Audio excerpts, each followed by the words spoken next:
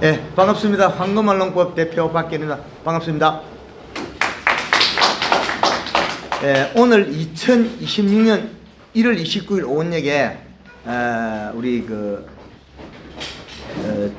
청주에 복분자에 대해서 우리 장목반 앞에 전자에 강의가 있고 난 다음에 저한테 이런 시간을 주셔서 감사드리고, 복분자를 농사짓고 고추를 농사짓고 감자를 농사짓고 고구마를 농사짓고 참깨를 농사짓고 우리가 재배하는 이 작물들이 왜 병을 했을까요? 지구온난화입니다. 병 한 가지만 오늘 배워도 우리는 농약값이 안 들 수 있어요. 우리가 재배하는 복분자는 고추나 똑같은 놈입니다. 고추나 똑같으면 감자는 다르냐? 똑같습니다. 감자. 사과 똑같습니다. 여기다 사과 천평농사진데 1년에 경영비가 얼마 들어야 좋겠습니까? 천평에 사과 많이 딴다. 한 달에 2,000원씩 14,000원이 된다.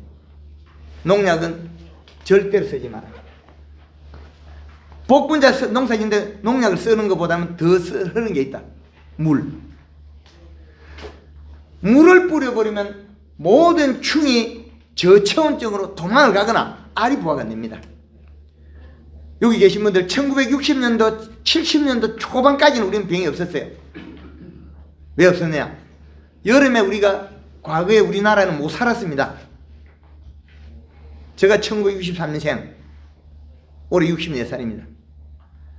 우리가 초등학교 다닐 때 나락 배우러 가면 나락 이파리 얼마예요? 노랗게 이삭보다 더 좋아요, 색깔이. 왜 그랬겠습니까? 새벽 이슬이 와서 자기가 먹고 놓은 토에는 물방울을 씻었을 뿐이에요. 벼 이파리에 물방울이 생겨요. 고추 이파리에 아침에 가면 물방울이 생겨요. 복분자 이파리에 볼록볼록하죠? 아침에 가면 물방울이 생겨요. 여기 이 물방울 속에 들어있는 성분이 뭘까요? 질소분을 먹고 소화시킨 아미노산 단백질이 들어있어요.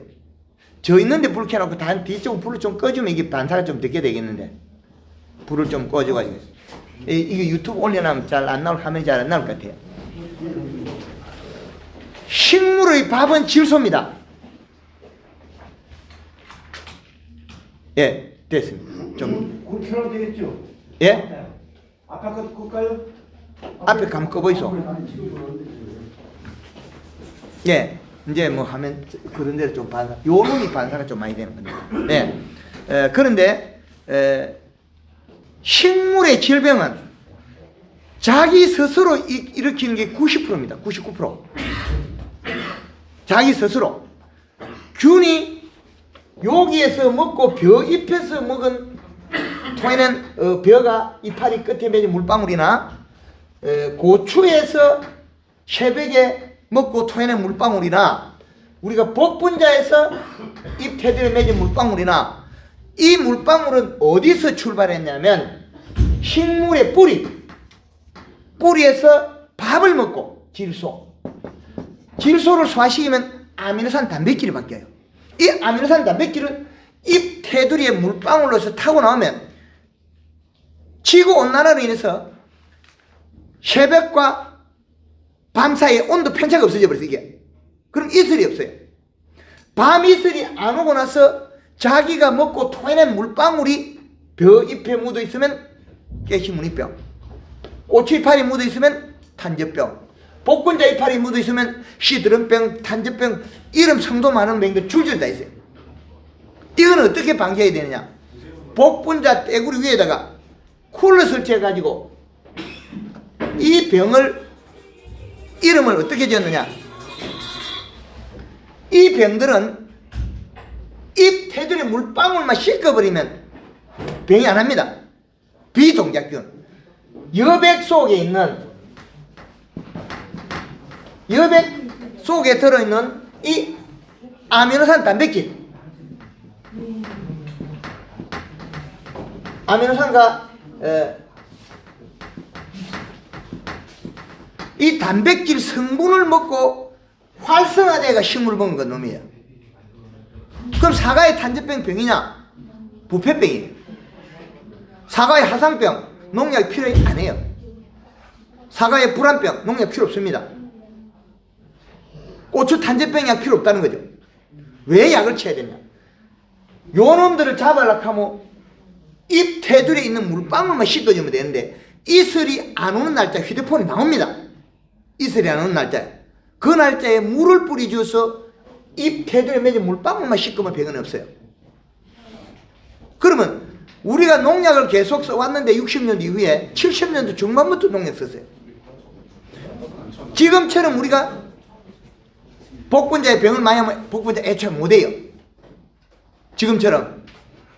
그러나 과거에 병이 없었는데 지금 줄창 이것들이 복분자가 죽은 건 어떻게 일어서 가지고 비료가 작으면 잎 테두리 물방울 생겨요. 여기 쪼르르 타고 내리면 죽어요. 한 가지 죽고 한 가지 안 죽고 그래요. 고추나무 고추가 포기가 이렇게 겹쳐 있으면 이쪽 포기는 병하고 이쪽 포기 병 안 해요. 병인 것처럼 두 놈 다 해야 돼. 뿌리에서 흙튀가 물방울에다 개뿔 뭘 튀어. 균을 갖다 붙이나 갖다 발라놔도 병은 안 해요. 잎 테두리 물방울 여백만 씻어버립니다. 그러면 우리는 지금 시대에서 어떤 걸 만들어서 어떤 산업을 육성시켜야 되냐? 식물과 동물 공생공존해야 됩니다. 공생공존. 그러면 곤충도 주인이고 세균도 주인이고 식물도 주인이고 사람도 주인이에요. 이 내 사람 생명체. 이 생명체가 서로 간섭을 안 하는 게 만들면 되죠. 간섭을. 그 간섭을 안 하는 방법이 물 뿌리는 겁니다.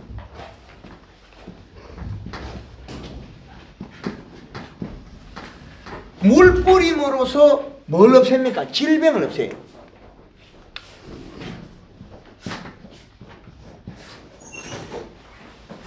질병이 뭐냐? 균은 뭐고 추는 뭐냐? 균은 물을 뿌려서 없앴다. 물을 얼마나 끄냐? 물 뿌림. 저녁에 밤 8시, 10시, 12시, 2시, 4시, 5시 4시, 5시 뿌리면 잎 테두리 물방울 씻겨요. 요거는 균병을 없애는 방법입니다. 8시, 10시, 12시 요거는 뭐냐? 잎에 물을 뿌려서 나비들이 서식지를 없애는 방법과 나비들이 물이 묻은 이파리에서 알을 안 까요. 나비가. 그럼 나비 없고 그 다음 잎 뒤에 있는 응애가 저체온증으로 알이 부화가 안 되고 이놈도 죽어. 그러면 살아있을 놈이라고는 우리가 심은 복분자 사과밖에 없어요. 꽃하고. 그 저녁에 물 뿌리면 살균제, 살충제 한 톨이 필요돼. 천평에 물 뿌리는데 10분씩 6번 뿌리면 1시간 뿌려요. 한 달 동안 뿌리면 몇 시간입니까? 30시간 밖에 안 뿌려요. 30시간 농업용 전기세 얼마 들으냐? 2,000원 밖에 안 들어요. 사과농사 1년 1000평을 농사 지으면 최하 100만원에서 500까지 농약값이 들어요. 농약값이. 그러면 농약값을 들이가 농사를 지으면 제품이 좋으냐? 그렇지도 않아요. 이래 물을 뿌려놓으면 벌레 먹는 게 한 돌도 없습니다. 탄저병 등이 한 돌도 없어요. 복분자가 이래 물 뿌리면 병이 들 것 같아 한 턴 안 들어요. 고추가 병이 들 것 같아 병이 하나도 안 들어요. 지금까지가 우리가 1960년대 이후에 기후온난화 때문에 일어난 일이에요. 사과가 종묘업자가 많은 대구에서 시작했죠. 사과가 이슬이 안 하니까 어디까지 도망갔습니까? 강원도까지 다가고 38세 때 못 올라가요. 강원도까지 올라갔죠. 그 강원도에서 지금 사과밭에 약치고 있어요. 정말 좋은 농법은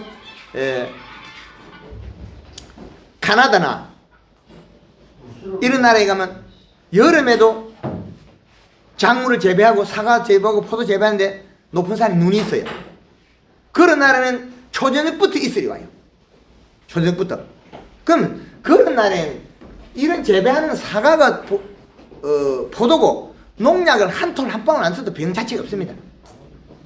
그래서 지금 우리는 어떤 농법을 해야 되냐? 이슬 농법. 복분자에 지난해 예천에서 아침마다 물 뿌리니까 농약 살균제 살충이 하나도 안 쳤대. 복분자에 약을 치고 있으면 약값 들어 인건비 들어 그런다고 병이 치료돼? 안 되거든. 병이 치료 어떻게 돼요? 농약을 치고 난 다음에 며칠 사이에 농약의 약성은 없어지고 복분자 잎 테두리에 맺은 이 복분자 잎 테두리에 맺은 물방울이 타고 내려가는 거죠. 뭘 쳐야 방제가 되겠습니까? 잎 속에 왜 물방울을 토해냈을까요? 이 식값이 낮았을까요? 비료량이. 강사가 강의를 했을 때 농민들이 덕이 돼야 돼요. 비료를 모르고 강의하는 것 같으면 까당이에요. 이 식값이 1.5가 되면 작물이 잎 테두리 물방울이 안 생겨요. 이 식값이. 어떤 작물이든 이 식값이 1.5가 넘어가면 잎 테두리 물방울이 여백이 안 나옵니다. 여백이 안 나오려면 하면 뭘 줘야 돼요? 식물의 밥은 질소예요. 요소 주면 병이 하나도 없어요. 그럼 얼마나 줘야 돼? 100평 한 포씩 갖다 주고 있어야 돼. 그럼 고추농사 고추 탄저병 하나도 안 합니다. 참깨밭에 참깨가 요만하면 이제 조금 죽으려고 폼 잡죠. 참깨가 20cm에서 한자 되면 죽으려고 폼 잡아. 그때 100평당 요소를 한 번 냅다 지나봐. 참깨 시작하면 이거 잎테두리 물방울에 생겨 병이 없어요. 이 식값이 낮으면 질병을 한다. 그래서 우리나라의 작물을 재배하는데 1960년 이후에 퇴비와 복합비를 써가지고 인산가리가 과다되어 버렸어요. 그럼 인산가리가 과다되면 더위를 탑니다.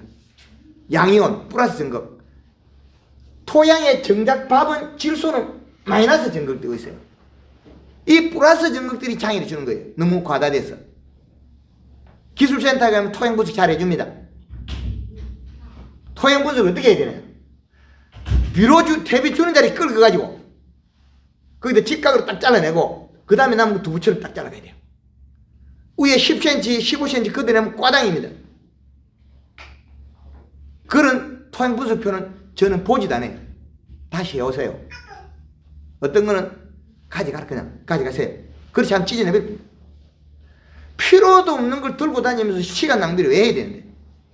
토양 분석은 위에 있는 거버지기만 끄어내고 두부처럼 딱 잘라야 돼. 그래서 좋은 자리, 보통의 자리, 나쁜 자리 세 군데를 따로따로 해야 됩니다. 토양 분석해서 사진 찍어 저한테 보내면 답변해 드립니다. 그래서 지금 우리가 인산가리를 많이 줬는데 이 비료들이 과다시키면 인산 같은 해를 줘요. 가리 성분이 많으면 어떻게 돼요? 더위를 많이 타요. 질소는 저온성 비료, 가리는 더운 비료. NK 뿌리면 복분자 물러서 못 써요. 요소 주면 단단합니다. 복숭아 여름에 요소 주면 단단합니다. 그런데 복숭아에다 여름 NK 주면 복숭아 물러서 못 써요. 저장 보울이 떨어집니다. 잎 속에 들어있는 이 성분이 탄수화물입니다. 그러면 당분이라는 거예요. 이 당분이 뿌리에서 가져온 양분. 낮에는 잎 테두리 물방울 개내는 놈이 없습니다. 이 물방울들이. 그런데 새벽에 가면 이슬이 안 온 날 가면 여기 물방울 동글동글 맺혀 있어요. 이 물방울은 기공을 닫고 난 다음에 저녁에 가져온 양수분이 잎 속에 들어있는 당분 양만큼만 먹고 그 이상은 뱉어버렸어요. 왜 뱉었냐? 이 당분 양이 안 맞으면 뿌리가 설사해요. 이 당분 양이. 이 당분 양을 맞추는 게 잎이에요. 그럼 뿌리에서 소화시키는 질소분이 들어있어요. 조금이라도. 그 들어있으면 이건 병을 일으켜요. 그런데 이 식값을 1.5를 만들어 놓으면 요소를 줘서 이 식값 맞춰놓으면 요 물방울이 안 생깁니다. 잎이 두꺼워서. 잎 속에 당분, 탄수화물 농도가 높으면 여백을 맺지 않는다. 일액을. 이게 기본입니다. 그래서 우리나라에 재배하는 작물을 전종을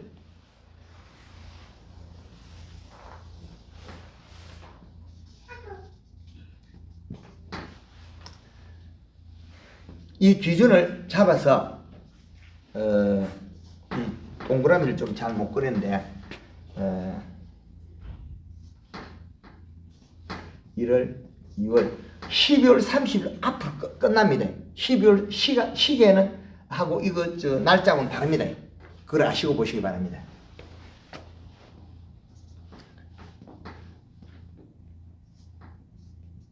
어, 5월, 6월,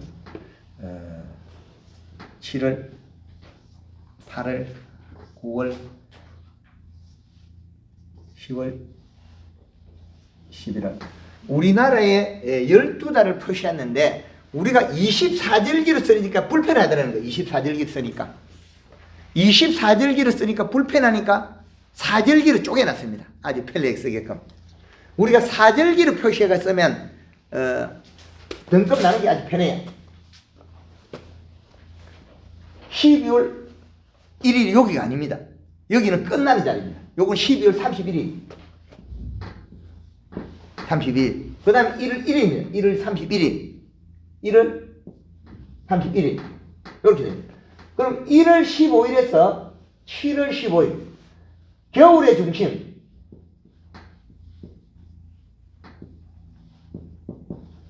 (7월 15일은) 여름의 중심입니다. 여름이 최고 덥다. 그러면 여기에 1월 15일과 반축을 나누면 이 반 속에 또 반이 또 나눠집니다.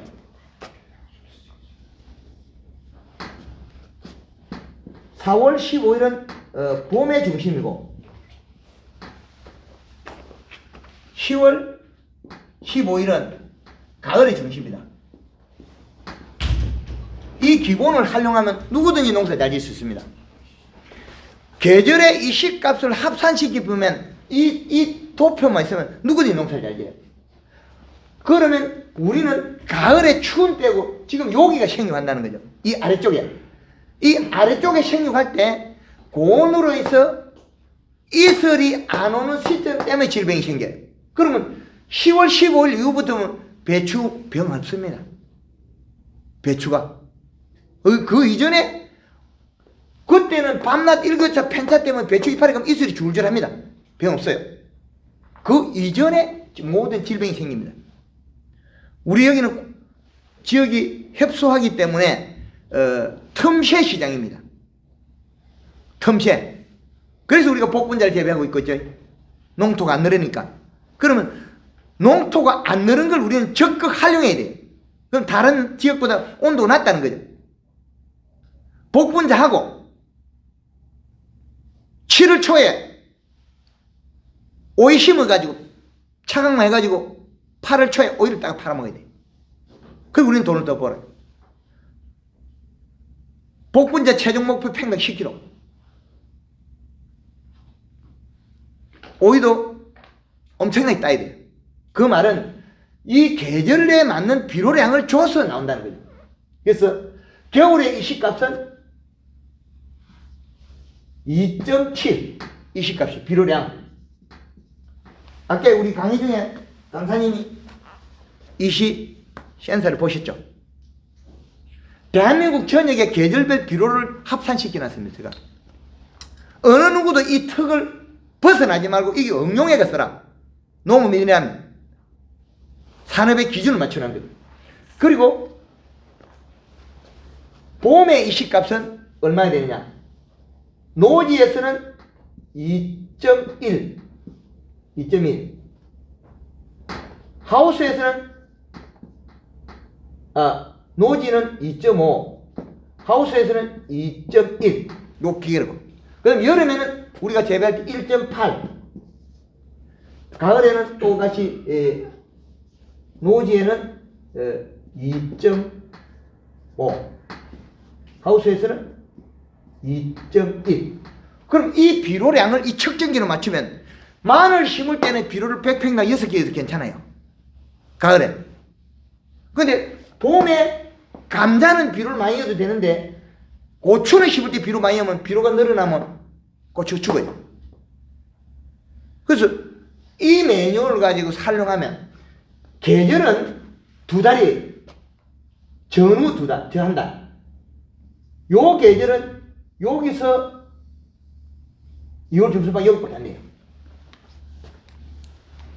그리고 그 다음에 3월 중순부터 5월 중순까지가 봄이에요. 그러면 6월 중순부터 8월 중순까지가 여름.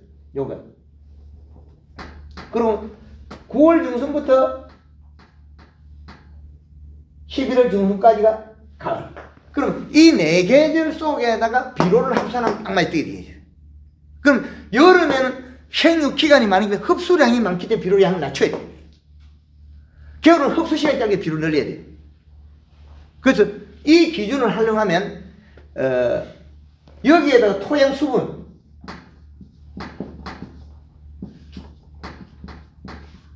35에서 45%. 자, 측정기를 들고 와서 강의를 했는데 우리한테 좋은 게 뭐냐? 측정기 맛만 보여주는데 우리는 이거 사서는 농가들이 늘어나고 있어요. 황금농 계속 기술을 보급하니까. 그래, 식물에 밥을 요소를 줘서 이 식값을 맞춰야 된다는 거예요. 그럼 비료를 갖다 일주일만 줘, 열흘만 줘야 되는 그 각자의 밭의 성질에 따라 다르다. 그럼 왜 그러냐? 토성이 점질토, 중점질토, 중사질토, 왕사질토. 그 토성을 또 나눴거든요. 그래서 농업인들이 제일 편리한 방법을 우리는 만들어 써야 되는데, 볏짚을 깔면 좋은 점 뭡니까? 풀 안 나고 보실력 좋죠. 두더지 오는 거 누가 막어? 두더지 안 오던가 복분자에? 와요. 누가 잡아요? 문자 개 풀어야? 얼굴 하는데 사람 약속도 안 되고 무슨 고양이가 잡어. 그렇죠. 그 고양이 저 집에 가서 고양이를 사와야 돼요. 발발이 두더지 잡는 발발이 있어요. 그 발발이 사면 돼요. 그 다음 방법으로서는 식용유 퐁퐁을 물 20리터에 식용유 1 내지 2리터 해가지고 봄에 살포하고 몇 번 살포해주면 두더지가 한 마리도 안 와요. 땅에다가요? 그쵸. 그래서 토양에는 수분을 물을 보름 만에 주는 게 중요한 게 아니고 요 측정기한테 물어보면 됩니다. 이제 측정기를 보여드릴 테니까 전 약장사가 아닙니다. 측정기는 여기 센서입니다. 여기 마디에 요 센서가 작용하는 거지. 요 마디에 손을 잡고 그 다음에 제가 측정을 누르면 약 5초 정도밖에 안 걸려요. 센서가 바로 나옵니다. 그러면 지금쯤은 나왔죠. 수분 60%의 이식값은 0.82, 온도는 지금 실내 온도 18도가 나와요. 그러면 이 기계를 가지고 비료가 있는지 없는지 다 알아버려요. 물 줘야 되는 거 다 알아버려요. 기계 하나로서 해결하는 시대입니다. 그리고 요 계절의 이식값에서 0.3 정도 빼갔으면 비료는 딱 맞았더니 병이 하나도 안 하게 되죠. 왜? 잎 테두리에 여백을 맺는 거는 이식값이 1.5 이하일 때 맺으니까. 1.5일 때 비료 살짝 주면 복분자 병 안 합니다. 복분자. 근데 그 다음에 비료를 줘도 병을 못 잡는다. 충과 병을 못 잡는다. 그 맹물 뿌리면 돼. 복분자밭에 쿨러 설치하고 위에다가 쿨러를 설치하든 미세살수 장치하든 관계없어요. 쿨러 작은 걸 드문드문 설치해가지고 시간 타임만 달아나면 복분자 병 하나도 안 합니다. 뭘 농약을 쳐? 농약 10번 치가지고 복분자 좋은 거 따왔다고 사락하면 사겠습니까? 복분자 주스 만들어가지고 할아버지가 농약 10번 치는데 복분자 손주니 물래. 주스 탄데 니 먹어봐라 하면 할아버지 농약 친 거는 먹으면 안 되잖아요. 그 말 딱 나올 거예요, 답이. 지금은 스피드 시대, 빠른 정보 시대입니다. 농약 안 치는 기술이 배웠으면, 나와 있으면 농약 안 치는 기술 해야 돼요. 복분자 돈 되니까 지금 전국에 많이 심죠? 죽는 사람 많아요. 그런데 지금 장사들 어쩝니까? 당불에서 안 맞다고 해서 가격 까고 있어요. 그죠? 조금 있으면 또 뭘 들고 나오겠어요? 그럼 우리는 희귀성만이 돈을 벌 수밖에 없어요. 희소성이 높은 거. 그럼 우리 지역 전체는 복분자가 올해 농약 한 톨 한 방울도 안 썼으니까 열매는 뭐 풀량을 치더라도 협상을 해야지, 상인하고. 농약 검출 그거 다 가져가서 해봐라. 농약 안 나온다. 바닥에 풀도 빼면 풀 빼고 나면 풀약도 안 치되죠. 풀을. 그래서 소비자가 원하고 장사가 원하는 걸 상품을 만들어야 돼요. 상인이 원하는 거. 그럼 내가 좋다고 한 건 내가 다 먹어야 어떻게 팔아요? 못 팔지. 그래서 이슬이 안 내려서 병이 왔는데 이슬 내리는 방법을 하면 약을 안 써도 된다는 거죠. 이슬을.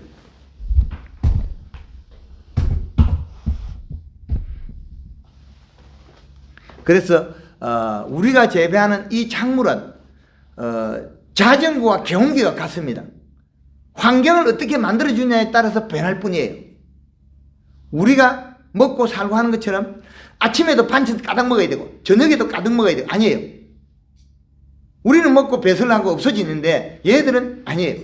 잔량이 남아 있습니다. 고스란히 남아 있어. 먹고 토해낸 물방울 속에 인산가락이 또 나와요. 땅에 누적이 될 뿐이지. 그래서 토양 분석했을 때 인산가리, 칼슘, 마그네슘 많은 거, 그러면 요소비료만 쓰면 됩니다. 아주 단순하게 농사 지을 수 있어요. 그런데 퇴비 좋아하다 계속 집으면 어떻게 하면 인산가리 가다서 이제 작물이 재배가 안 됩니다. 재배가 안 돼요. 제주도에 가면 밀감 하우스가 많아요. 이제 농사 안 돼요. 왜 안 되겠습니까? 인산가리가 많은데 퇴비 계속 이어가지고 인산가리 너무 가득 들어가지고 이파리가 놀러오라 해가지고 얼룩얼룩 합니다. 그럼 마그네슘 결핍이 아니에요. 고추밭에도 여름 되면 이파리가 얼룩얼룩 합니다. 노란색이. 그건 가리 가다 고온 열상입니다. 그런데 우리가 책하고 현실하고 다른 부분들이 상당히 많다는 거죠. 그래서 우리가 재배한 이 매뉴얼을 잘 응용하면 된다. 여기서 이 매뉴얼만 잘 알고 황금만 놓고 유튜브 내용을 잘 본다면 복분자가 아주 쉬운 작물이에요. 질병이 온 게 탄저병이라는 거, 복분자 이 줄기에 여기 썩은 거, 여기 몸통에 여기 썩은 거, 이거는 탄저병이 아니고 이파리에서 물방울이 타고 내려가고 그 물방울 속에 들어있는 아미노산 단백질을 먹고 활성화된 균이 껍질 아래에 뚫고 들어갔을 뿐이에요. 물을 뿌려서 씻어버리면 이 균은 활성화가 안 된다. 이 균들의 이름이 비동작균이에요. 이 동작균은 뭐냐? 온도가 25도에서 날아오는 놈이 있어요. 온도가 25도에서 비가 오고 온도가 25도에 안개가 오락가락 낄 때, 이때 나르는 놈이 있어요. 녹병, 마늘의 녹병, 보리 항무, 깐부기. 그 다음에 단감의 탄저병, 사과의 탄저병, 복분자의 탄저병 걸릴 데가 없어요. 그까짓 거는 무서워할 필요가 없어.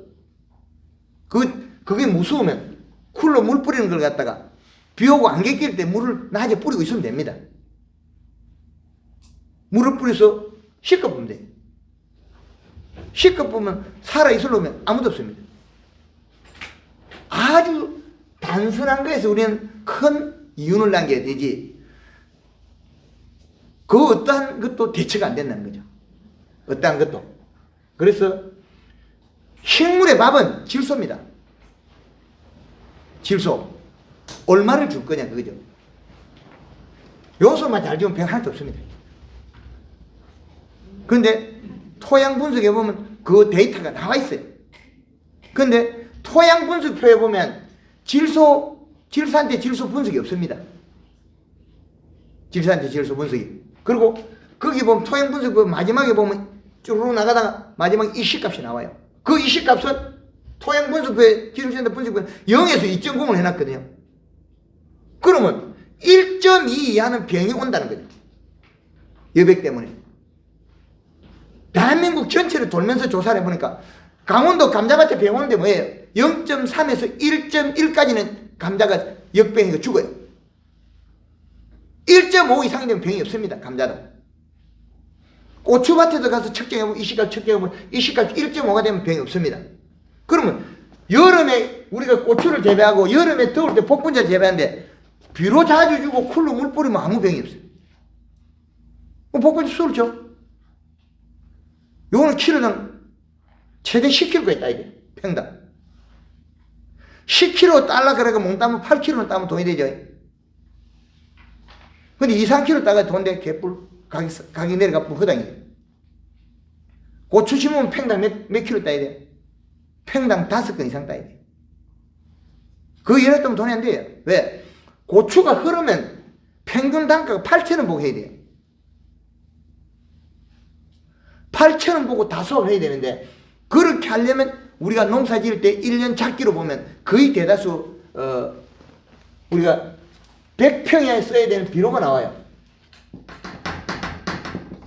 100평에 사용 비료.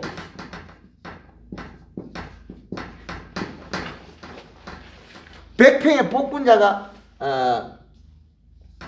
4포에서 한 1년에 한 최대 6포가 있으면 잘 될 거예요.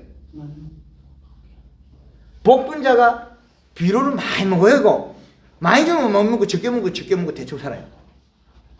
근데 땅에 비료가 놀골에 이 물이 차버리면 이 마이너스 전극이 토양 마이너스에 붙을 데 없어가지고 떠내려가 버리고 없습니다. 유실돼 버려요. 이 토양이 마이너스 전극 가지고 있어요. 질소가 마이너스 전극 가지고 있어요. 그러면 물이 들어가면 이것들은 결합에 다 가버리고 유실되고 없어요. 골물이 차가 병이 오는 게 아니고 비료가 없어가지고 병이 온 거예요. 비료가. 그러면 비료가 없어가지고 부패병이 온 건데 그걸 갖다가 농약으로 방지한다. 비 오기 전에 뭐 치면 병 안 합니까? 설탕 치면 병 안 해요. 입속에 당분이잖아요. 고추밭에 비 오기 전에 뭘 쳐야 돼요? 탄저병에 비 오기 치면 허당이 돼. 비 오면 씻기겠대. 씻기고 나면 입 테두리 물방울 맞아 그 뒷날 병들 건데 비 오기 전에 뭐 해야 돼? 설탕을 쳐버려요. 설탕을 듬뿍 쳐보면 어떻게 되냐면 고추가 이파리가 안에 당분이 많아가지고 이슬이 안 나와요. 그럼 비 오고도 병 안 합니다. 고추밭이 모가지까지 물이 든다 내일 비가 와가지고 이까지 흐리시게 물이 찬다. 그건 뭐 해야 됩니까? 전날 고추밭에 가서 연면시비 짠딱 해놓고 오면 고추밭에 아침에 가 여기까지 물 들어도 고추가 안 죽어요. 고추밭에 물 들어가 죽는 거는 입속에 당분이 없어 죽는 거예요. 입속에 당분이 없어. 입속에 당분이 없어가 병연하는 거고 그 균들은 이름 지어서 이제는 동작균이 비동작균이다. 비동작균은 여백을 먹고 산다. 여백 속에 들어있는 아미노 단백질을 먹고 활성화돼가 식물체에 뚝 걷어간다. 이 단순한 논리. 복분자를 재배가 돈 벌고 싶으면 봄에 쿨로 설치하면 살충제, 살균제 하나도 안 뿌려. 그걸 왜 뿌려? 안 뿌리도 병이 없는데. 물을 뿌리는 시간만, 물 뿌리면 시간만 맞춰내면 되는 거예요. 물을 뿌리는. 그 다음에 비료량이에요. 비료만 잘 맞추면 우리가 병이 없는데, 지금까지 우리 강사들이 식물 생리를 완벽하게 못 들었기 때문에 최고 맥시멈 비료를 먹는 양과 최저 비료량을 계산하면 이 식값이 0.3이야 0.2 되면 질병 안 합니다. 여백을 뱉었을 때 여기에서 아미노 단백질 안 나와요. 맹물이 나와요. 맹물이. 그 예를 들면 할아버지 산소가에 잔디가 놀놀하기 때문에 좀 보기 좋아하려고 새카마지라고 요소비를 적당히 얹혀주니까 약간 감시리 하다가 비 오고 나면 어떻게 돼요? 말끔하게 다 죽고 있어요. 비료를 주려고 하면 새카맣게 더 계속 주면 잔디가 새카맣게 하나도 안 죽어요. 왜? 이 식값이 1.5를 맞추면 되니까. 근데 어중중하게 맞추면 잔디가 쑥 자라가지고 다 죽어버려요. 황금알롱법에서는 비료를 적게 주면 질병을 많이 한다.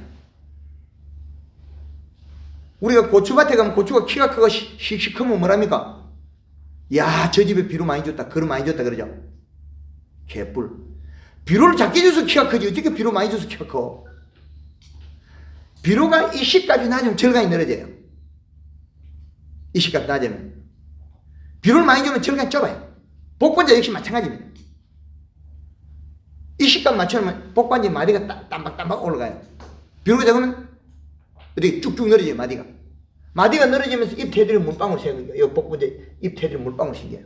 이 물방울이 생기면 이 타고니를 오겠죠. 쪼르르. 타고니를 어떻게 돼요?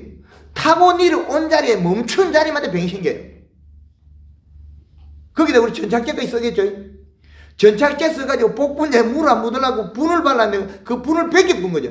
벗겨버리면 어떻게 해요? 분 벗겨진 자리에 여백이 내려서 멈추면 그 병이 더 잘 생겨요. 양파, 복분자 이런 종류들은 전착제를 쓰면 병 더 자라요. 전착제가 분을 벗겨버리거든. 분을 벗겨버리면 어떻게 돼요? 여백이 흘러오다 그 딱 달라붙어 버려요. 그럼 병을 인위적으로 만드는 거죠. 그래서 우리가 재배하는 작물들이 뿌리에 병하고 이파리 병하고 그거 다들 배추 뿌리 혹병 그거 병 아니에요. 그것도 아침마다 물 뿌리면 뿌리 혹병이 비동작균이기 때문에 그게 먹을 게 없으면 그것도 병 안 걸려요. 황금알롱부에서는 어지간한 병들을 싹 다 없애버렸어요. 약간 치유된다. 사과 화상병 병 아니다. 사과 불안병 병 아니다. 사과 탄저병 그 병 아니다. 갈반병 병 아니다. 뭐예요? 물만 요래 뿌리면 돼요. 안개 살수지 않게 해가지고. 비료는 토양 분석해가지고 뭐 주면 됩니까? 요소 비료만 자주 주면 복분자 주장충 나와요. 복합비료 주는 순간에 토양 분석해보세요. 인산가리 많은데. 복분자가 누구나 안 죽는 작물이에요, 이게. 밭에 심어놓으면 죽고, 언덕에 내려가면 안 죽어요, 복분자가. 언덕에 가서 뿌리 내리놓으면 복분자 죽어요? 안 죽어요. 왜 안 죽을게요? 이시가 났거든. 비료가 작아서 잎 테두리에 물방울이 나오긴 나오는데, 잎 테두리 내지 물방울 속에 아미노산 단백질 없어요. 영양이 없어요. 그래서 영양이 있어가 질병을 일으키는 이식값과 질병이 없어 일어나는 이식값이 각각 다르다는 거죠. 많은 사람들이 강의를 듣고 많이 영농교육을 봤는데 정말 잘하는 매뉴얼은 1960년 우리나라 돌려나면 됩니다. 1960년대 저녁부터 이슬이 온다. 새벽에 이슬 안 온 날이 있다. 제가 여름에 어릴 때 매일 아침마다 소목이로 가면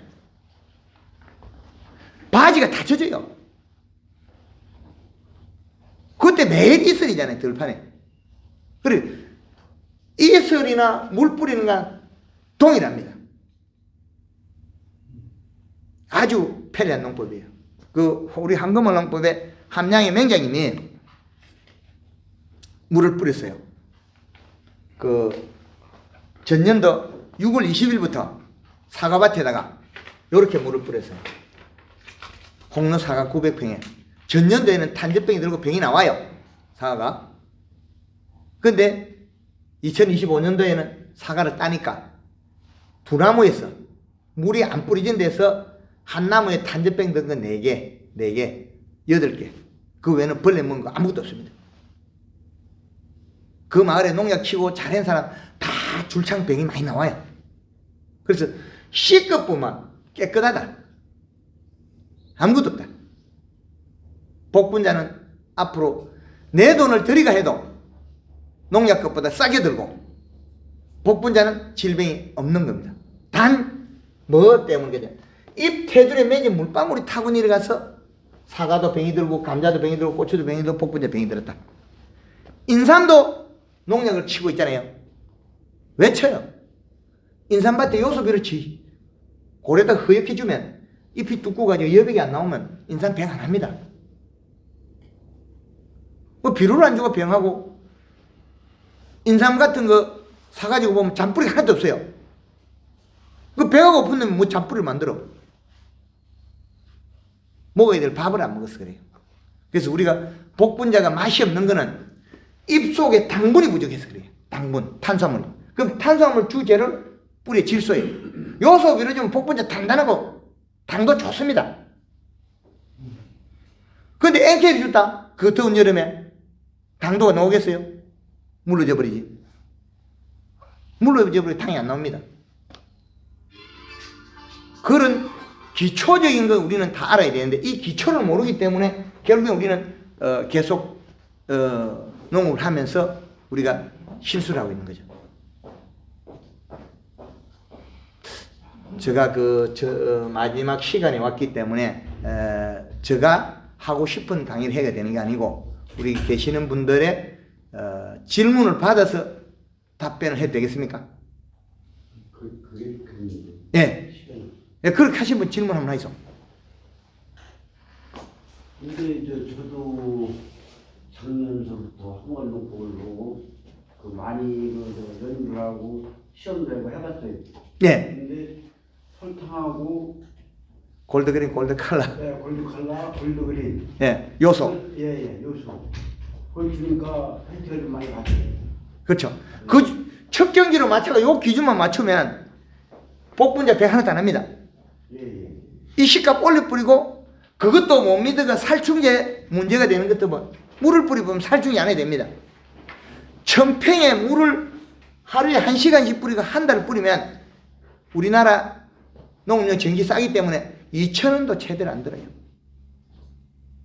2,000원도 안 든다. 30시간 물 뿌려가지고 하루 한나절 물 뿌리가 농업용 전기가 2,000원 나오겠습니까? 안 나옵니다. 그래서 지금 우리 질문하신 우리 대표님께서 황금어농법 유튜브를 보셨다는데 이게 연매 시비의 목적은 대사의 부족한 부분을 공급하는 거예요. 대사의 부족한 부분. 거기다 설탕을 썼단 말은 입속에 당분이 부족할 걸 대비해서 당을 집어넣은 거고. 그럼 비가 와서 영양 이동을 많이 해서 입속에 당이 부족하면 당을 집어넣으면 되고. 그럼 당을 집어넣으면 어떻게 되겠습니까? 여백이 안 나오죠. 뿌리 없은 양수분을 다 먹을 수 있어요. 원리는 간단합니다. 고추를 농사 지을 때 비닐을 꽉 박아버리면 놀고래 비료제도 비료가 안 들어가요. 고추 비닐을 깔 때 갈리기로 팍 밑에 박아버리면 놀고래 비료제도 안 들어갑니다. 봄에 옥수수 심고 비닐을 꽉 박아 놓으면 가을에 김장배추 심으면 비료가 안 들어가요. 놀고래 주도. 이거는 옥수수 심고 추리를 주잖아요. 예. 분영을 뚫고 주는데 예. 주고 나면 가라앉고 기운이 그냥 있는 것 같더라고. 안 들어가. 땅마다 다릅니다. 땅마다 다르기 때문에 우리가 이제 두둑에다가 이 사이에 비료 포기 사이 비료 주자니 여기 뚫어가지고 그러면 요 뚫어가지고 주는 구멍 깊이를 얼마나 할 거냐. 아주 중요한 문제입니다. 그냥 찔러서 주는 거, 지머리 찔러주는 걸로. 여기 5cm 찔러가 주면 요거는 비료 과다 현상이 잘못하면 일어나요. 비료 과다. 요거를 한 20에서 30에 팍 뚫어가 이어다 주나면 비료 피가 작게 일어나요. 깊게 팍 뚫어가죠. 아주 깊게 뚫으면 집어 옆에 밑에다. 밑비료처럼 확 집어 이어다 이어놓으면 이리 올라가면 한참 걸리거든요. 그런데 여기다 뻥 뚫어 이어놓으면 비료 과다되면 고추마디가 짧아지고 고추가 꼭지가 빠져버려요. 그래서 고추밭에 추비 줄 때 구멍 좋아하지 마라. 구멍 시비 하지 마라. 그 비닐을 깔 때 비닐을 여기 가에다 확 박아버리면 비료가 여기 놀골에서 이렇게 안 들어가요. 비료가 못 들어간다는 거죠. 그래서 봄에 옥수수 심거나 봄에 고추 심을 때 비닐을 갖다 너무 콱 박아보지 말아야 돼요. 설설 해가지고 흙을 좀 붙여놨다가 여기에서 놀골에 비료가 빨리 들어가야 돼요. 점적으로 비료 주면 또 괜찮아요. 점적으로는 비료를 이 시간 맞춰놓고 한 번에 줄 때 우리가 관주로 줄 때는 최하 3kg에서 최고 10kg까지 줬대요. 100평당 녹여서 비료를. 흙골에 주는 거는 기본이 한 10kg 대 줘야 돼. 한 10kg 대 줘야 돼. 그 복분자 밭에도 역시 마찬가지로 봄에 첫 비료 줄 때는 한 포씩 줘야 돼. 20급 끌어올려야 돼. 흙골에 요수 100평 한 포씩 줘야 돼. 그리고 이식값 끌어올려야 돼요. 그래야만 이파리가 넓적넓적이 크죠. 그리고 눈 나오기 전에 우리는 물을 뿌려가지고 순을 크게 만들어야 돼요. 순을 크게 만들고 연면시비, 목면시비 해가지고 잎을 크게 만들어야 돼요. 그러면 대가를 딸 수 있죠. 그래서 질병하고 비료하고는 밀접한 관계가 있어요. 비료를 충분히 주면 병이 없어요. 1.5 이상을 이식값 맞추면. 그러면 100평당 비료를 한 포를 주면 0.8 정도밖에 이식값이 안 올라가요. 그래서 우리가 고추를 심을 때는 100평당 완효성 한 포, 요소 한 포, 두 포를 집어요. 100평당. 그걸 로타리 깊게 쳐라. 고추를 심을 때. 감자를 심을 때는 100평당 전에 과거에 제가 강원도 춘천에 농협에 가서 강의할 때는 100평당 요소 한 포, 21-2포, 완효성 2포, 5포 이렇게 하니까 아무도 말을 안 하더라고. 밑비료를. 근데 그렇게 안 하고 100평당 감자는 요소 2포, 완효성 2포, 4포만 이어도 괜찮아요. 그 왜 그러냐? 이거는 지온성에서 빨리 뿌리가 잘 먹어요. 근데 고추는 많이 안 먹어요. 어릴 때. 어릴 때 많이 먹는 작물과 어릴 때 안 먹는 작물 두 개가 다르다는 거예요. 그래서 우리가 재배하는 작물들은 이 비료량에 따라서 생육의 질병도 일어나고 안 일어나고 다 바뀌어 있어요. 질병. 근데 춤은 별개. 춤은 물을 뿌리지 않으면 방제 아니면 충제를 살펴야 되죠. 기피제나 다른 걸 그런 관계가 있으면. 또 다른 분 질문 있습니까? 제가 네. 제가 저이 한국말농법 사장님은 보시면 그 창원 예. 거기를 가서 교육을 좀 봤어요. 근데 여러분들이 처음 들으신 분은 나도 기억하고 질소 비료를 많이 주라고 강조해요. 그러니까요. 네, 그러니까 우리가 하는 거랑 아주 생각이 틀려요. 완전 반대예요. 네, 그런데 지금 지도 그러고서 제가 뭘 또 얘기를 했냐면 농협에서 해서 효소만 이렇게 해서 뿌리는 거 그걸 뭐 지금 내가 생각하는 미생물이야. 미생물을 뿌리라면 망할라면 뿌리라는 거예요. 그래. 그래서 내가 아는 상식이랑 아주 절반돼요. 그리고 지금 저를 거기 갔더니 제가 이제 여름에 갔는데 7월 달쯤 갔어요. 우리 신기루 씨하고 4시 갔는데 그 사과는 거기가 사과를 많잖아요. 사과 농사 짓는 사람이 그 여름에 이제 가져와서 사과를 깎아주더라고요. 그런데 사과가 맛있군데 거기 사람들한테 이 양반 이 사장님 가는 게 사과밭에 요소를 많이 뿌려. 그러니까 따라서 하니까 미친 사람이라는 게 허옇게 뿌립니다. 그래서 그런데 사과가 무지하게 많이 달리고 그러니까는 사람이 따라하는 거예요. 그래 거기 가서 보니까는 제가 이제 와서 이 사장님 모시면은 지금 여러 가지가 이제 있는데 지금 시간 때문에 우리가 이제 별도로 날을 잡아서 하려다가 오늘 이래저래 보이는 거니까 그래서 이 시간이가 그래서 보니까는 내가 생각한 것보다도 아주 농촌 지도서에서 요새 옛날에는 질소지를 많이 썼잖아요. 요새는 복합으로 많이 가잖아요. 그런데 이 사장님은 지금 얘기하던 비유를 그냥 진짜 미친놈 많이 주는 거예요.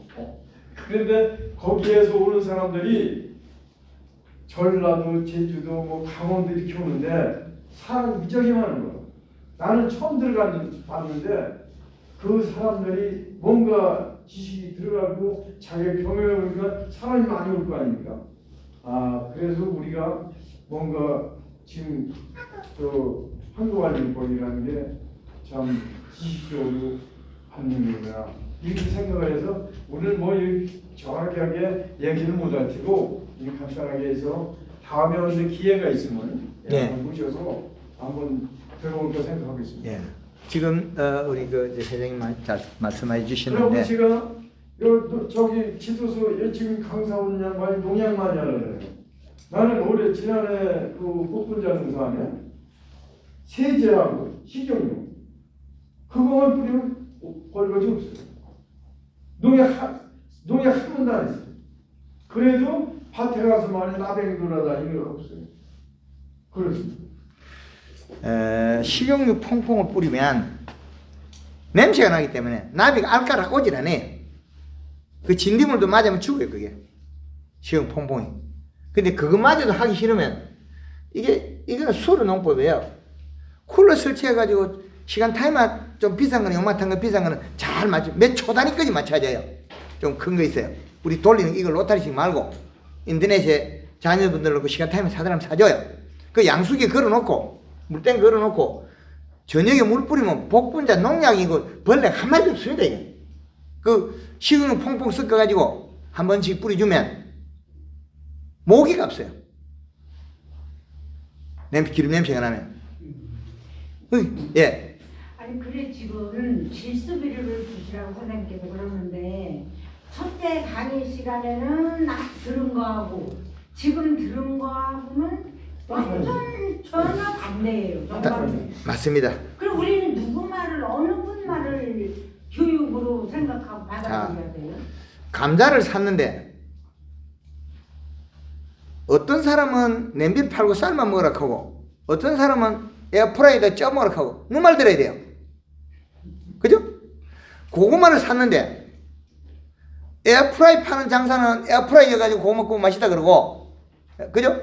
직화구이. 냄비 파는 사람은 고구마는 냄비에 삶아 먹어야 된다 그러죠? 냄비에 삶아 먹고 밥솥에 삶아 먹는 거는 1970년대 80년대 스타일이에요. 지금은 고구마를 갖다가 냄비 삶아 놓으면 잘 쉬어요. 삶아 놓으면 잘 씹힌다. 오래 자주 안 먹으면. 그런데 에어프라이 구분한 고구마는 잘 쉬지도 않아요. 맛있고. 뭐 어느 걸 할 거예요? 그거하고는 틀린 거죠.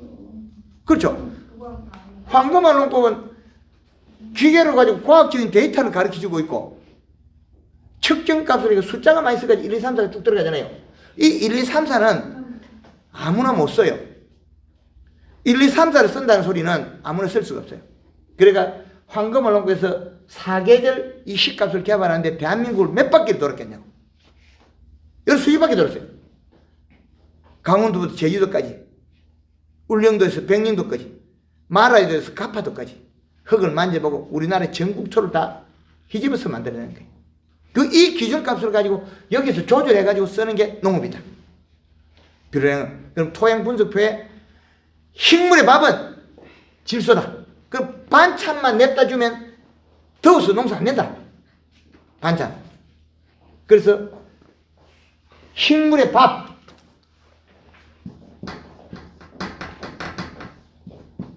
밥은 질소.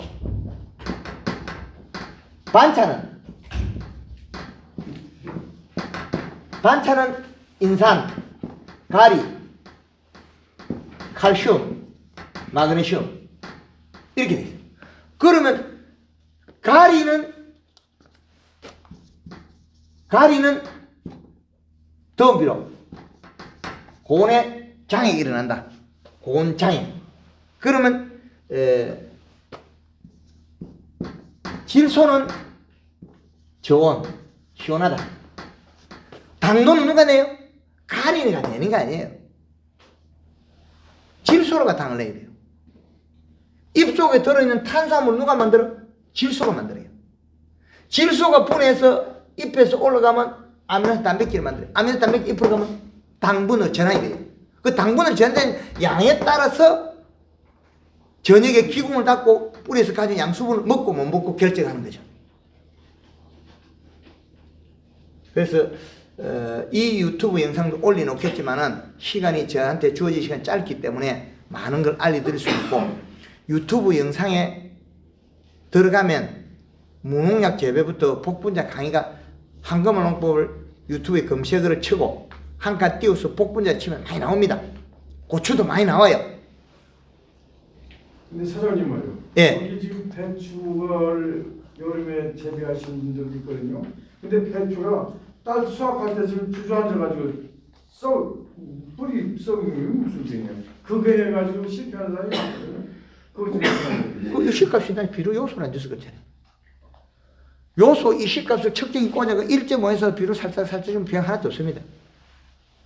배추 무름병이 어떻게 병이에요? 여기서 여백이 생긴 여 잎색이 생긴 물방울 끝에 있는 물방울이 생겼는데 이슬이 와서 씻으면 되는데 이슬이 안 왔잖아요. 그럼 이슬이 안 왔으면 배추에 살충제, 살균제, 치기스름을 이런 물을 뿌리면 되고 이틀에 한 번만 물을 뿌려도 병은 안 해요.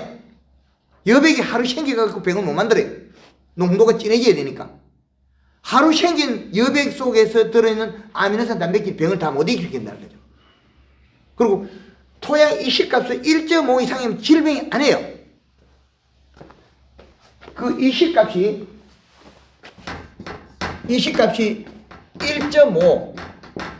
1.5가 되면 비료값을 맞추면 고추가 탄저병이 없습니다. 배추 무름병이 없어요. 복분자도 병 없습니다. 이건 이식값 1.5 이상을 만들어 보면은 우리가 복분자가 요 시기에는 이식값이 노지 2.5로 만들어냈죠. 내려가잖아요. 이렇게 약 2.0의 이식값을 맞춰나고 쿨러가 물을 한 번씩 뿌려주면 복분자 병 올 게 하나도 없어요. 그러면 수확하고 난 다음에 너무 많이 자라는 걸 대비해 준비해야 되겠죠. 수확 이후에. 그럼 신초가 올라가면서 보드란 이파리에서는 무조건 여백이 나와요. 그럼 쿨러가 물만 뿌려주면 되잖아요. 비 오는 날은 물 안 뿌리고 비 오는 날은 물만 뿌리면 복분자는 한 놈도 죽는 놈이 없다. 요소 비료 주면 당도 높고 양 많이 나오고 다른 비료 줄 필요가 없다. 요소 100평인가 얼마 먹어야 된다고요? 4포에서 6포까지 먹으라 했죠? 여기 4포에서 한 6포까지 먹으면 복분자 대박이 되기. 파레트로 몇 파레트 사서 쓰거든요. 그 양파나 마늘 심 사람은 100평당 1년 쓴 양이 최하 6포에서 10포까지. 그러면 양이 나온다. 수박 심어나면 탄저병 하는 거 있죠. 수박밭에 비료 이식감 요소 질금질금 계속 주면 병 하나도 안 합니다. 무슨 병이 해? 참깨밭에 비료 샥하면 흩어주면 이파리 샥하면 병 하나도 안 합니다. 무슨 병을 해? 이식값이 1.5가 넘어가면 병이 없습니다. 여기에서는 이식값이 1.5면 여백이 없거든요. 여백이 없다. 여백이 없으면 병이 없다는 거죠.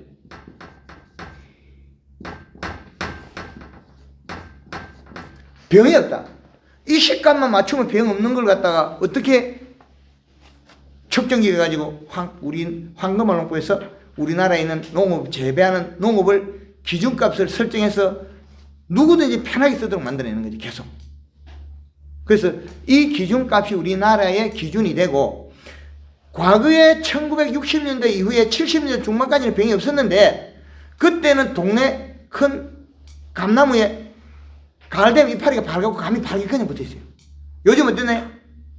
가을 되면 홀랑거려 보고 이파리도 홀랑 떨어져 보고 없어. 누가 그랬냐? 이슬이 안 왔을 거예요. 새벽 이슬이 없어졌대. 이슬이 없어졌으면 이슬이 없어져서 온 병을 갖다 우리는 방을 해야 되는데 방할 기술은 안 개발하고 약재한테 쏘갔죠. 약만 치면 된다 이거예요. 약치가 다 되나요? 안 되지. 그러면 약을 많이 치는 대여를 하고 있어요. 약 치는 대여를. 소비자는 싫어하죠. 복분자는 국제 경쟁이 있겠죠. 왜? 요걸 갖다가 복분자 술로 담아서 팔아보면 늘어나잖아요. 그럼 한국 복분자 술이 세계 다른 나라에 알아줘요. 그 복분자 술이 뭡니까? 니크루주죠. 니크루주란 말은 얘를 착접을 해가지고 요거하고 소주하고 섞은 거죠. 알코올하고. 그럼 맛이 좋아요. 근데 이걸 갖다 발효를 시키면 맛이 없어요. 그럼 우리 당절이면 갖다 섞어 쓰는 거잖아요. 당브릭스하고. 근데 막걸리처럼 쌀에다가 효모니가 발효를 시키고 알코올을 만들면 이거는 맛이 떨어져요. 그래서 복분자는 우리나라에 부가가치 있는 건데 상품성을 만들어줘야만이 우리나라의 업체들이 우리가 무농약을 해줘요. 완벽하게 해줘야 돼. 그래야만이 차별화된 상품의 전략이 세계로 나가죠.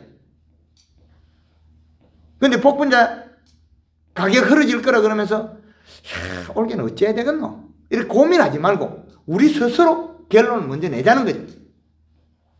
좋은 상품을 만들어서 소비자를 원하고 그 사간 상인은 어떻게 되겠습니까? 더 좋은 상품을 만들어서 전 세계에 나가야 되겠죠. 그래야만이 우리가 경쟁력이 있다는 거죠. 하여튼 오늘은 많은 시간, 예. 물 뿌리는 그 시간은 2시간 저녁 밤에 이제 8시부터 이제 2시간 사이인데 네. 그 물 뿌리는 시기는 있을 때마다 계속 주는 거예요? 아니면 몇 월부터 몇 월에 있는 거예요? 이게 그 이슬이 안 내길 때부터 병이 생깁니다. 그러면 여기에서 보면 여기 나와 있어요. 요걸로는 이슬이 옵니다. 4월 15일, 10월 15일 이후는. 그럼 이 아래쪽이 문제죠. 그럼 여기에서 질병이 있다는 거예요. 여기서 요까지가. 이제 이해되죠? 반을 딱 쪼개놨죠 여기. 골단이 있으려고. 요거는 이슬이 오고 요건 이슬이 없는 게 있는 거예요. 그러면 요것도 일교차 편차가 있는 날이 많거든요. 그럼 이슬이 오면 질병 없다. 이슬이 안 오면 물을 뿌려가지고 이슬을 만들어버리면 봄에 4월 말까지 5월 중순까지 벌레 없죠. 5월 중순까지. 그러면 그 탄저병이요. 예, 8월 초서부터 오거든요. 8월 초부터 온다는 거는 여기잖아요. 아니 8월 초. 여기 8월 초에 7월 말 끝나는 게 여기니까. 어. 여기부터. 그럼 여기부터 올 것 같으면 그러면 신초가 나가지고 요만큼 크고 있다는 거죠. 한 30cm 크겠죠? 좀 크면 그럼 어떻게 돼? 뿌리가 이제 쫙 빨아들여 갖고 이 테두리 물방울 복분자 이 테두리 물방울 생기죠? 이 물방울이 타고 내려간 거예요. 그럼 뭔 약을 쳐? 훌러 돌려놓고 물만 뿌리고 있으면 잎 테두리 물방울만 씻고 보면 살충제 벌레가 없다. 몇 마리 있어도 막 걱정 안 한다. 그러면 새벽 4시, 5시에 요 시간 타임에다 물 뿌리 보면 한 달에 1,000원도 안 들어요. 요거 10분 20분 반마다 스크롤러가 장착된 만한 저기가 없는. 그거는 내 사정이 돼. 그건 내 사정이지. 그걸 갖다가 너한테 갖다 붙여. 말고는 방법이 없는 거예요. 그거 말고는 이거 말고는 이 시값을 올려야 되는데 이 시값을 올리도 신초에서는 여백이 매져. 잎이 두꺼워지지 않았기 때문에 여백이 나온다는 거죠. 여백이. 그래서 우리가 복분자가 돈이 되는데 왜 물 안 나오는데 심어야 돼? 좋은데 논백이 파지백에 심어야지. 논 같은 데는 안 되니까 끼를 갖다 심고 외진데다 심는 거죠. 논백이 심으면 더 잘 돼. 물이 많으니까. 물을 뿌려가지고 이슬에 병 없이 해가 돼야 되는데 삐딱밭에 심으면 인건비 많이 들고 더 돌이 안 돼요.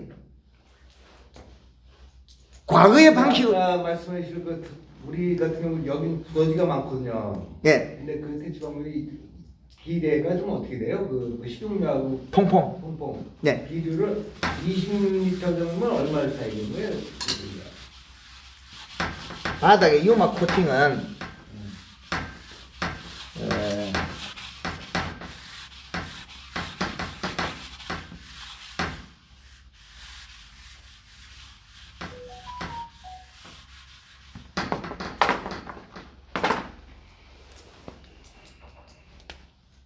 고추밭에도 해도 좋습니다. 예.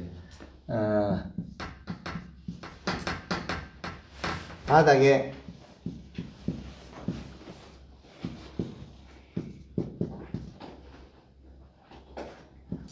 물 20리터에 식용유 1 내지 2리터 퐁퐁 100에서 200cc 요걸 갖다가 고추밭 두둑 만들어 놓고 한번 살포하고 고추밭 두둑 만들어 놓고 한번 살포하고 비닐 깔고 한번 살포하면 하면 6월 말까지 병이 하나도 없어요.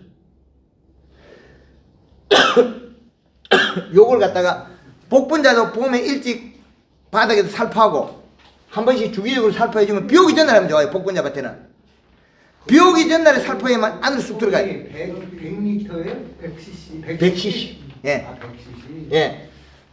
복분자에 두더지 없이 하려고 그러면 비 오기 전날 살포하면 좋습니다. 비 오기 전날. 비 오기 전날 살포하면 이 기름이 다 안 굳었거든요. 녹아 들어가. 그럼 땅속에 있는 지렁이 다 잡아버려. 그 냄새가 나.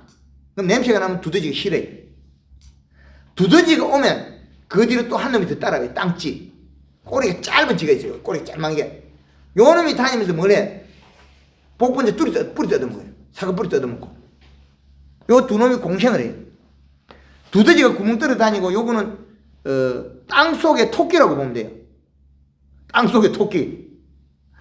두더지가 구멍을 뚫어 나오고 풀뿌리가 나오고 자꾸 두더지 구멍을 막아버리잖아요. 그럼 요 청소복 한 놈을 더 달고 다녀요. 꼬리가 요만큼 1cm, 2cm 다니는 짧은 꼬리 짧은 쥐가 있어요.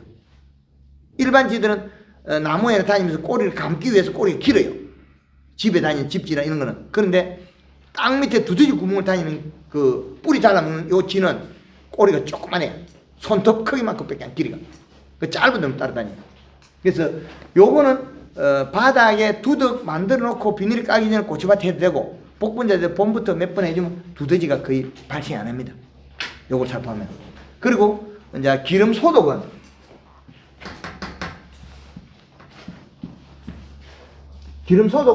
이게 남도 촌놈 유튜브에 있는 신태수씨가 개발한 건데, 그거는 물 20리터에 요거는 그 식용유를 온도에 따라 써야 돼요.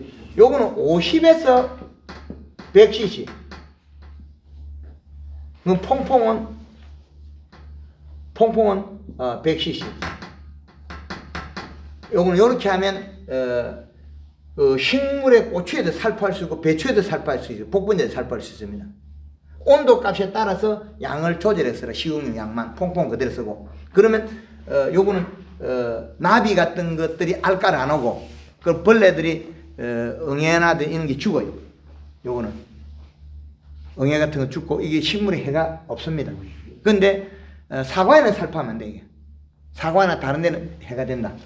제가 다 하고 난 다음에 사진 찍어 있어. 저 없을 때. 블루베리도 가능한 거예요? 네, 똑같습니다. 블루베리도 이 식감 맞추면 하면 블루베리 하시면 저기 우리 고령에 백운필 맹장님한테 한 번씩 가 있어. 거기 한금농 맹장님한테 가면 블루베리 기술을 확실히 가르쳐 줄 겁니다. 각 분야별로 황금농 맹장님을 배출해 놨기 때문에 그 분야에 맞는 황금농 기술을 잘한 분들한테 가서 기술을 더 익히면 더 좋다. 그리고 또그 연면십이 왜 설탕 연면십이 있죠. 그거 예. 보니까는 그 유튜브에 보니까 골드 그린하고 골드 컬러. 그걸 예. 섞어서 한다 그러면 또 그런 말씀은 안 하셨나요? 시간이 짧아서 그것까지 뻥칠 시간이 없어요. 그 유튜브에서 보고 설탕 요법이 좋기는 좋거든요. 그거 하나 좀 설탕을 쓰게 되면 입속에 탄수화물이 공급되기 때문에 벼라든지 작물에 탄수화물이 공급되면 뿌리에서 가져온 양수분이 다 먹을 수가 있어요. 그리고 절간이 짧아져요. 잎이 두꺼우면 절간이 짧아지고, 비료 많이 좀 잎이 두꺼워 절간이 짧아지고 땀박땀박에 그 고추가 많이 달리는데, 우리가 쓸 수 있는 원소를 최대한 우리가 사용을 해서 다수화 가자는 목적이거든요. 근데 설탕을 쓰면 효과가 참 좋습니다. 그래서 복분자에 비 오기 전에는 우리가 그 방제 작업을 뭘 해야 되냐? 식용유 퐁퐁에다가 뭘 써야 되겠습니까? 설탕 넣고 그린에 칼라 해가지고 살포해주면 병 안 해요. 그럼 얼마 정도 해야 돼요? 설탕이요? 20리터? 설탕을 해요? 예. 아하, 이제 또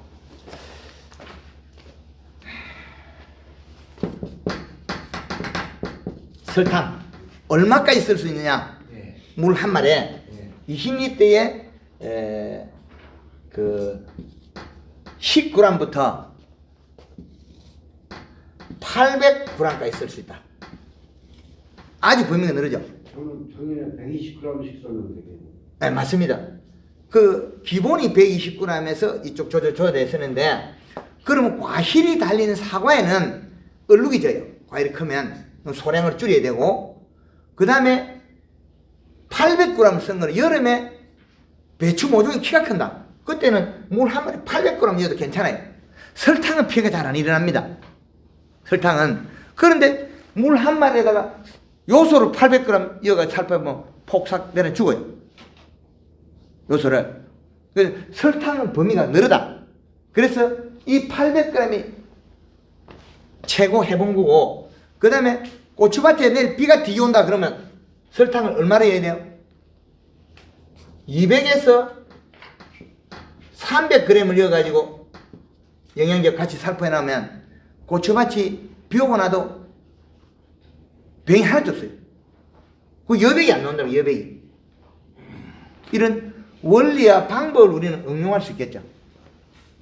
그래서 유튜브 방송에 많은 강의 내용들이 있기 때문에 그 사무실 강의도 며칠 전에 했을 때도 고추의 강의도 있고, 복분자 강의도 사무실에서 한 것도 있고, 현장에서 예천에서 한 것도 있습니다. 그 복분자는 아주 많이 열리는 거예요, 저놈은. 저구장창 열려요. 근데 뭐 때문에 죽어? 비로 작게 죽어가지고 죽어버려요. 그럼 물을 뿌리는데 좋은 잘 밭대기 만들으세요. 복분자 천평하면 돈 많이 나와요. 고추 천평하면 5천만 원밖에 못 벌어요, 매출액이. 복분자는 이거보다 훨씬 많이 나와요. 복분자는. 예. 설탕을 넣으려고 할 때는 식용유나 홍콩 둘 중에 뭘 하나 빼라고 하셨는데 잘 못 들었습니다. 어디에? 아까 복분자에다가 비 오기 전에 줄 때. 아, 열라는 거죠. 비 오기 전에.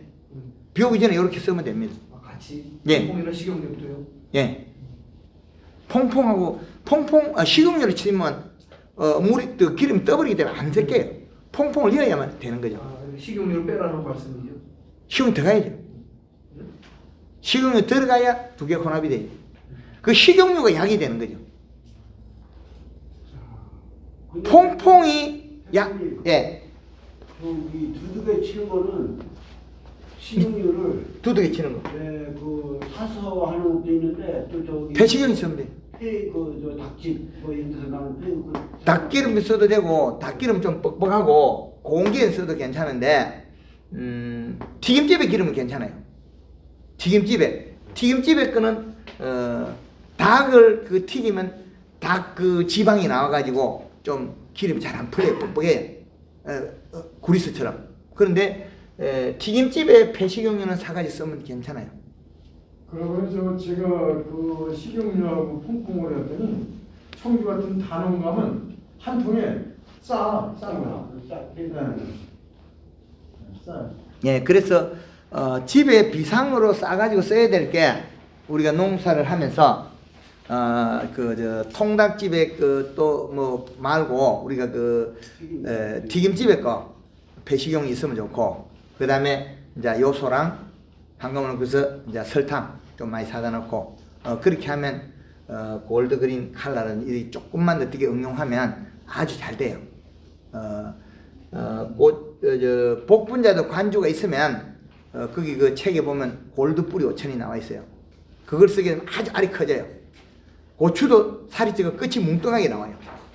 고추도 그 질소를 줬을 때 우리가 그만큼 생산량이 안 되는 거는 뿌리에서 질소 고정력이 약해서 그래요. 흙에서 토양에서 질소를 잡아줘야 먹을 건데, 이 마이너스 전극을 고정시키는 고정력이 있어야 되거든요. 고정력. 질소 고정력이 있어야만이 뿌리가 먹을 건데, 질소 고정력이 없기 때문에 요소를 줘도 고추 끝이 가늘어요. 좁비대요. 근데 골드 뿌리를 같이 관주해주면 100평당 1리터 정도 관주해주면 질소 고정력 때문에 복분자 알이 커지고 고추도 끝이 굵어져요. 그래서 옥수수도 비료 많이 주면 2자릿꽃이 딸 수 있어요. 옥수수. 그 비료를 적게 줘서 못 따는 거지. 비료 주고 잎에 연면시비가 잎을 두껍게 대사정 일으키면 모든 힘은 강해집니다. 그래서 뭐 좀 부족한 부분은 유튜브에서 그걸 많이 활용하시면 되고, 그 나눠드린 책자의 뒤에 저 이런 거 전화번호 있기 때문에 그걸 잘 활용하시면 되겠습니다. 예, 감사합니다. 네. 고맙습니다.